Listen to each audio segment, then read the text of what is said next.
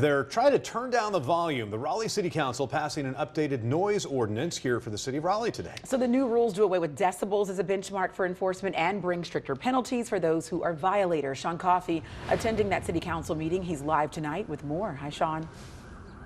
Yeah, hi, Lauren, Steve. Today's discussion comes 1 month after Raleigh City Council passed a separate noise mitigation measure that actually changed the rules governing bars and nightlife venues in the city. This latest ordinance, meantime, changes the rules for what constitutes a noise violation and increases those penalties for violators. Those are both things that concerned residents say they've been asking for.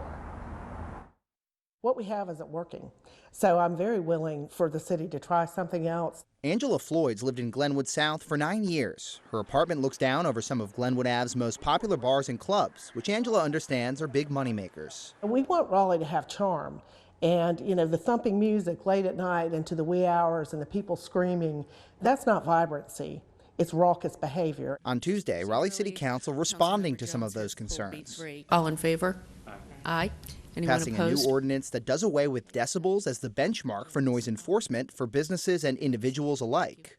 The new rules would depend on what an average or reasonable person would consider unreasonable noise. Specifically, they apply to unreasonable noise that can be heard more than 50 feet away at night and more than 300 feet away during the day.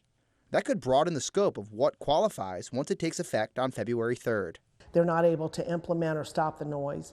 This new policy, we have an opportunity to do that. But it's also led to new questions about enforcement. Some are concerned the policy is too subjective. The last time the matter was discussed in council, RPD said they're already training officers on how to judge the new system. We can get all the calls in the world from people that are upset about noise, but if there's no violation there, the officers can't and won't issue any violations. While questions remain, residents say it's a start. But going forward, after the new policy goes in, then fines will be issued.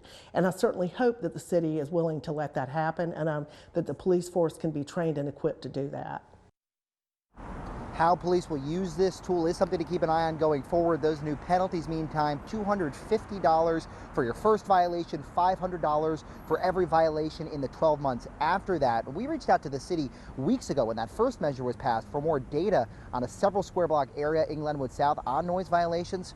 We're still waiting to hear back from that. We're live in Raleigh. Sean Coffey, ABC 11, Eyewitness News. All right, a new policy that leaves some residents at least hopeful. Sean, thank you.